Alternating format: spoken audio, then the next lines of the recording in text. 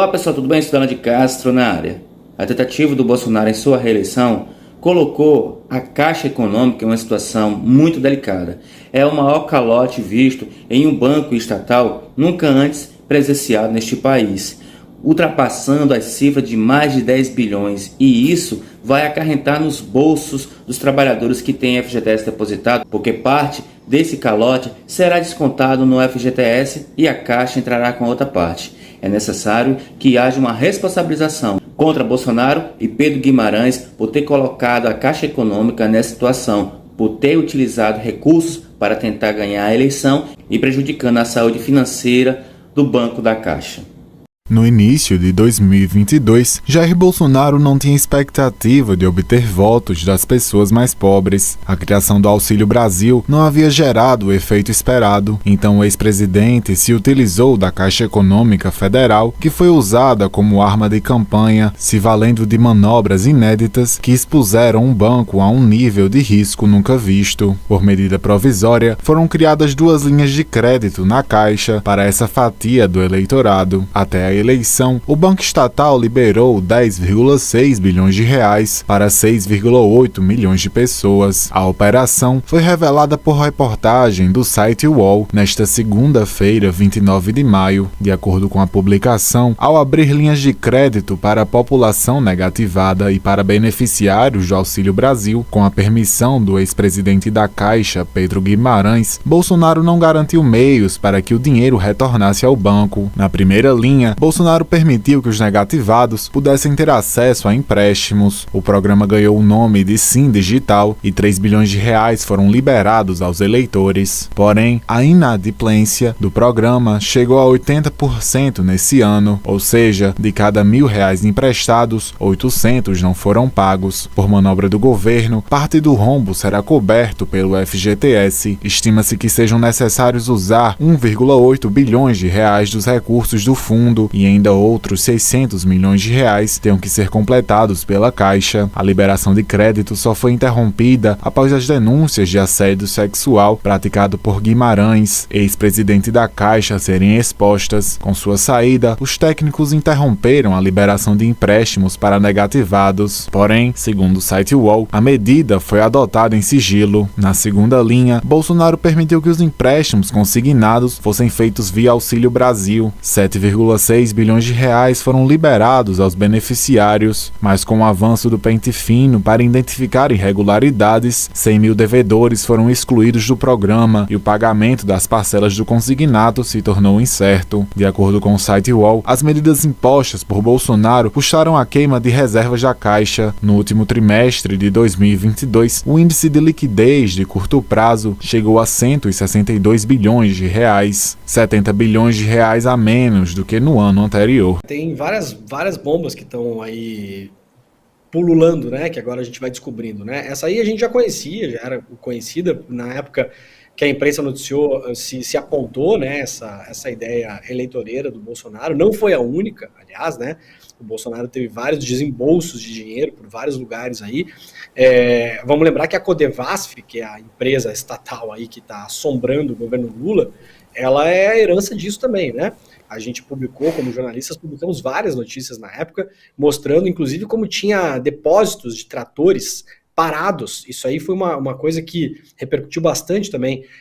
Aqueles depósitos com um monte de máquina agrícola, trator, caminhão, todos parados, já fabricados há um ano e meio, pegando poeira em pátios, que aí, ao longo da eleição do Bolsonaro, foram finalmente distribuídos, né? Ou seja, o Bolsonaro chegou a deixar pessoas que precisavam de máquina agrícola sem máquina agrícola, máquinas que já estavam compradas, já tinham sido entregues, estavam em depósitos, né, da Codevasf, paradas lá durante um ano e meio, e aí, perto da eleição, liberou essas máquinas justamente na mão de prefeitos aliados, né, principalmente em redutos do Centrão, principalmente em redutos que são ligados ao Arthur Lira, mas não só, e aí esses prefeitos entregavam em mãos esse maquinário agrícola para as pessoas, para fazer a ligação entre a entrega e o voto no Bolsonaro, né? Então a gente viu no ano passado uma série de medidas que foram feitas em relação a isso. A outra importante, eu não peguei o programa desde o começo aqui, eu estava terminando Desperta, não sei se o Edu chegou a falar nisso, é a questão do ICMS nos combustíveis, né? Agora, até o mês que vem, o governo brasileiro vai ter que tomar uma medida em relação ao preço dos combustíveis, porque tem uns cálculos rolando na praça aí, do que fala em aumento de 13, 14, 15, 16% no preço da gasolina só pela volta do ICMS e dos impostos federais que foram tirados pelo governo Bolsonaro, e todo mundo sabia que aquilo não era medida de longo prazo, aquilo era uma medida para ganhar a eleição, não ia durar, acabou machucando muito as contas dos estados que sobrevivem basicamente de ICMS. Então, estados que já estão com problemas financeiros graves, né? Rio Grande do Sul é um deles, mas não é o único. Vários estados que têm problemas financeiros, que estão rolando dívidas aí há décadas, pegando dinheiro emprestado de BID, de Banco Mundial, dando um jeito para fechar a conta, não dá aumento para professor, não dá aumento para polícia, não dá aumento para ninguém, não consegue nem tocar a obra, não consegue fazer nada. O Bolsonaro foi lá, tirou dinheiro dos estados, né? Então você que achou boa essa ideia no ano passado, se esse ano no próximo o seu governador falar que não tem dinheiro para fazer nada no seu estado, você lembra do Bolsonaro, viu? Porque o dinheiro dos estados que desapareceu foi o dinheiro do ICMS. E eu não estou falando aqui que a conta é boa de ter tanto imposto sobre gasolina e tal. Eu não estou dizendo isso. Eu estou dizendo que a engenharia de imposto sobre combustível, ela é essa há muitos anos. O Bolsonaro foi lá, desonerou a gasolina com impostos federais e com ICMS. Todo mundo viu que aquilo não ia durar. Isso foi feito para tentar se reeleger.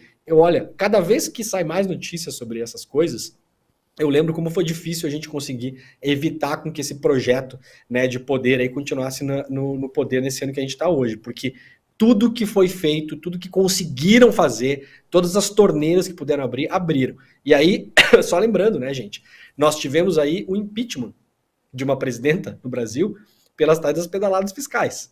As pedaladas fiscais, para as pessoas que não lembram, era basicamente você pegar fiscalmente, né, dinheiro dos bancos estatais, entre eles a Caixa Econômica Federal, que é o objeto dessa investigação agora, do UOL, né, e você jogar para o ano seguinte, ou seja, você pedalar de fato o governo federal voltar dinheiro para os bancos públicos. Não era roubar o dinheiro, não é sumir com o dinheiro, não é fazer... Isso que aconteceu agora no governo Bolsonaro, na Caixa, está sendo considerado um dos piores rombos da história do banco.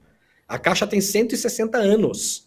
Então, assim, isso aí Edu, isso aí, a pedalada perto disso aí é o troco de bala no mercadinho da esquina. E aí, o que aconteceu com o Bolsonaro, com o senhor Paulo Guedes, com o diretor da Caixa aí, Pedro Guimarães? Absolutamente nada. Então, já vivemos em um momento no Brasil, né, em que o presidente caía por muito menos, né?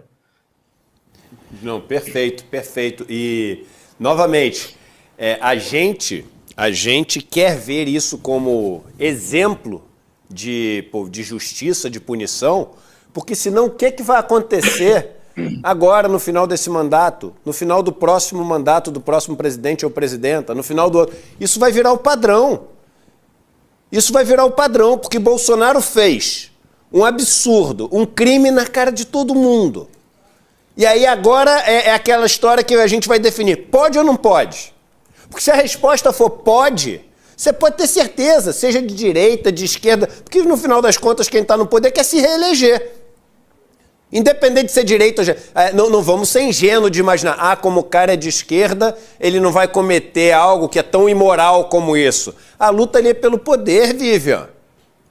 Se nada for feito em relação a esse roubo, assim, histórico, inédito, que nunca aconteceu um negócio desse, que Bolsonaro fez, do dinheiro de todo mundo, isso vai virar padrão. Vai virar padrão. E o problema é que toda vez que fizer, quem paga essa conta somos todos nós.